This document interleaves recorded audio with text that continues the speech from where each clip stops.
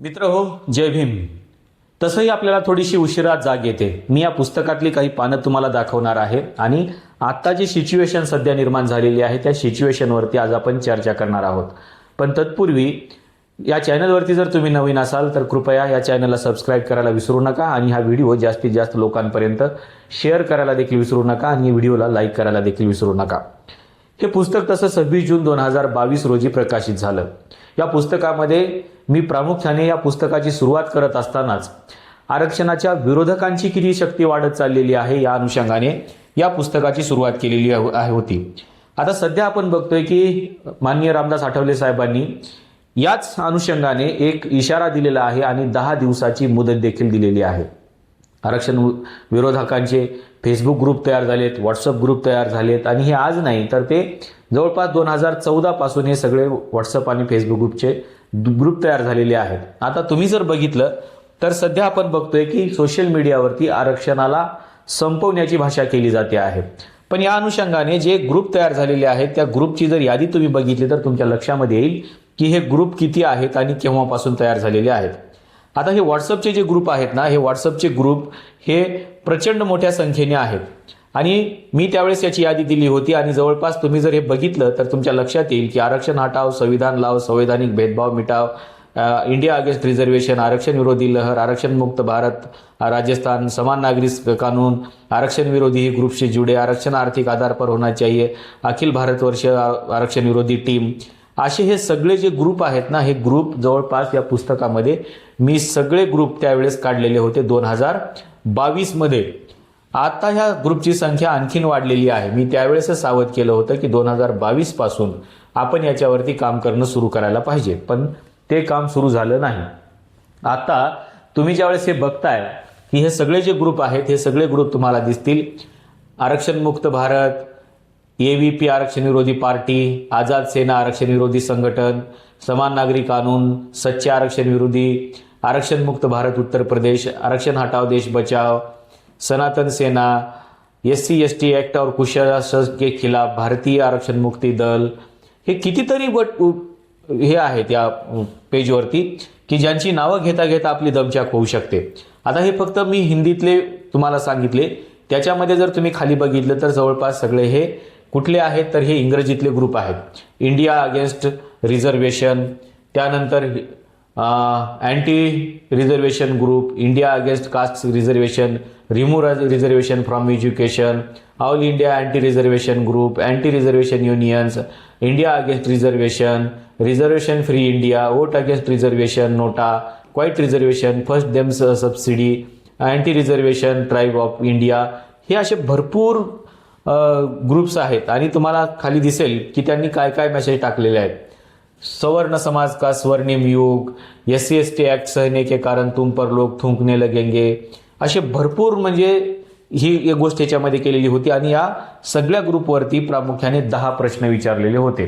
तुम्ही जर हे ग्रुप काढून बघितलं तुम्हाला असं दिसेल की अमेरिका, इंग्लंड, जपान, चीन या राष्ट्रात आरक्षण नसल्यामुळे ही राष्ट्रीय महासत्ता बनलेली आहे. आरक्षणाचा आर्थिक आधार असला पाहिजे, जातीवर आधारित आरक्षण बंद झालं पाहिजे, आरक्षणामुळे आमची मुले शिक्षण घेऊ शकत नाहीत, आम्हाला नोकरी लागत नाही, 90% प्रवर्गातील मार्क असूनही महाविद्यालयात प्रवेश मिळत नाही, आरक्षणाचा फेरविचार झाला पाहिजे, आरक्षण देशाचे तुकडे करत आहे, आरक्षणाचा जातीय भेदभाव वाढत चालला आहे, पदोन्नती आहे ते आरक्षण थांबवा, आरक्षण केवळ 10 वर्षासाठी होते, असे अनेक प्रश्न या सगळ्या ग्रुपवरती विचारले जात आहेत.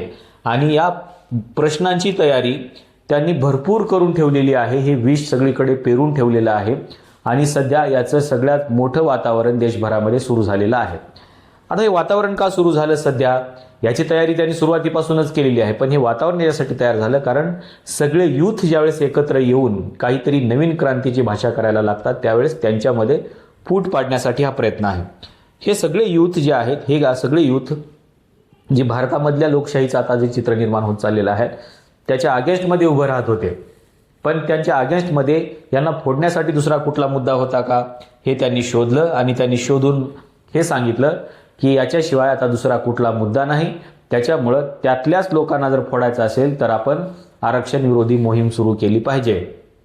पण आता आरक्षणावर जागृती करण्याची वेळ आलेली आहे. त्याचं कारण काय आहे मी तुम्हाला सांगतो. त्याचं कारण असं आहे की आरक्षणाच्या संदर्भामध्ये या तरुणांमध्ये जागृती नाही, कारण आरक्षणामधून बाहेर कोण आहे? फक्त तेच लोक बाहेर आहेत ज्यांचं उत्पन्न 8 लाखापेक्षा जास्त आहे. 8 लाख पर ॲनम ज्यांचं उत्पन्न आहे तेच लोक फक्त आरक्षणाच्या बाहेर आहेत. बाकी सगळा भारत आरक्षणामध्ये आहे. सगळा भारत आरक्षणामध्ये आहे. कारण आता हे म्हणतायत ना स्वर्णौका स्वर्णिम युग, तर हे सवर्ण देखील EWSच्या 10% आरक्षणामध्ये आहेत.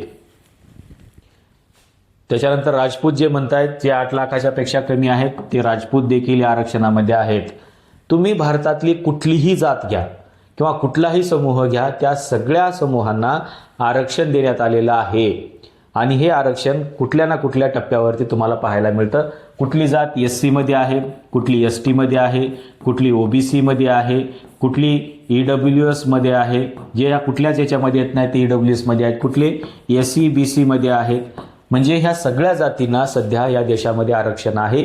पण तरीही या तरुणांना माहिती नाही की आपण या आरक्षणामध्ये येतो. आता आरक्षणामध्ये कोण नाही आहेत? ज्यांच्याकडे हे 8 लाखापेक्षा ज्यांचं उत्पन्न जास्त आहे. आता याची मर्यादा जास्त करण्याचा प्रयत्न सुरू झालेला आहे. ती 12 लाख करा असं ते म्हणत आहेत की वार्षिक उत्पन्न 12 लाख असणाऱ्यांना देखील आरक्षण दिलं पाहिजे. त्याच्यामुळे 12 लाखाच्या पुढे ज्यांचं उत्पन्न आहे त्यांना आरक्षणामधून बाहेर काढा असं म्हटलं जात आहे. पण आता हे जे काही तरुणांमध्ये वातावरण निर्माण केलं जात आहे त्या तरुणांना हे सांगण्याची गरज आहे आणि आरक्षणावरती प्रबोधन करण्याची गरज आहे. कारण सगळा भारत आरक्षणामध्ये असताना देखील हे कोण तरुण आहेत जे आरक्षण संपवायला निघालेले आहेत. आता याच्यामध्ये तुम्ही जर बघितलं तर ब्राह्मण हा देखील वर्ग सध्या आरक्षणामध्ये आहे. म्हणजे त्यांना देखील आरक्षण आहे. या देशातले सगळ्या सवर्ण जाती जेवढ्या आहेत त्या सगळ्या सवर्ण जातींना EWSचं आरक्षण 2019 मध्ये दिलं गेलेलं आहे. आणि त्याच्यामुळं सगळ्या जाती जर आरक्षणामध्ये असतील तर आरक्षणाच्या विरोधात कोण जाते हा प्रश्न आहे. ते विरोधात कोण जाते माहिती आहे? तर ते विरोधात जाणारे लोक हे त्यांना माहीतच नाही आरक्षण म्हणजे काय आहे आणि ते आपल्याला कोणत्या आरक्षणामध्ये आपल्याला टाकण्यात आलेलं आहे. आणि त्याच्यामुळं या सगळ्या तरुणांची माती भडकवली जात आहेत आणि या तरुणांना आरक्षणाच्या विरोधामध्ये उभं केलं जात आहे. आणि म्हणून या तरुणांमध्ये सध्या आरक्षणाच्या बाबतीमध्ये जागृती करणं गरजेचं आहे. आणि कोणती जात ही कोणत्या आरक्षणाच्या कॅटेगरीमध्ये येते हे त्यांना समजावून सांगण्याची गरज आहे. हे का घडते माहिती आहे? कारण आरक्षणाच्या बाबतीमध्ये जेवढी जनजागृती आपण विद्यार्थ्यांमध्ये तरुणांमध्ये करायला पाहिजे होती ती जनजागृती आपण करू शकलो नाही. त्याच्यामुळं हा सगळा प्रॉब्लेम निर्माण होत चाललेला आहे. आणि म्हणून आपल्याला या तरुणांना त्यांना प्रशिक्षण द्यावं लागेल, त्यांना ट्रेनिंग द्यावं लागेल, त्यांना याच्या बाबतीमध्ये जनजागृती करावी लागेल आणि त्यांना सांगावं लागेल की तुमची देखील जात या कुठल्या ना कुठल्या SC ST OBC EWS SCBC या कुठल्या ना कुठल्या एका कॅटेगरीमध्ये तुमच्या जातीला टाकण्यात आलेलं आहे आणि तुम्ही देखील आरक्षणामध्ये आहात. आणि तुम्ही जर हे आरक्षण संपवण्याची भाषा करत असाल तर तुम्ही तुमच्या पायावरती दगड मारून घेताय. 2019 मध्ये अनेक वर्षानंतर या सगळ्या समूहाला आरक्षण मिळालेलं आहे. पण तेच तरुण आता स्वतःच्या पायावर दगड मारून निघायला गेले. त्याच्यामुळे यांना सावध करावं लागेल, यांच्यामध्ये जाऊन प्रबोधन करावं लागेल आणि त्यांना ते कुठल्या कॅटेगरीमध्ये आता ते सांगावं लागेल. आपल्याला नेमकं या आरक्षण विरोधी यांच्या भूमिकेबद्दल काय वाटतंय सांगायला विसरू नका. नेमकं हे रोखायचं कसं आणि याला काय पर्याय असू शकतो, आपली भूमिका काय आहे हे देखील सांगायला विसरू नका. या व्हिडिओमध्ये आपण इथेच थांबूया. पण या तरुणांमध्ये जागृती करण्यासाठी हा व्हिडिओ जास्तीत जास्त शेअर करा, व्हिडिओला लाईक करा आणि चॅनलला सबस्क्राईब करायला देखील विसरू नका.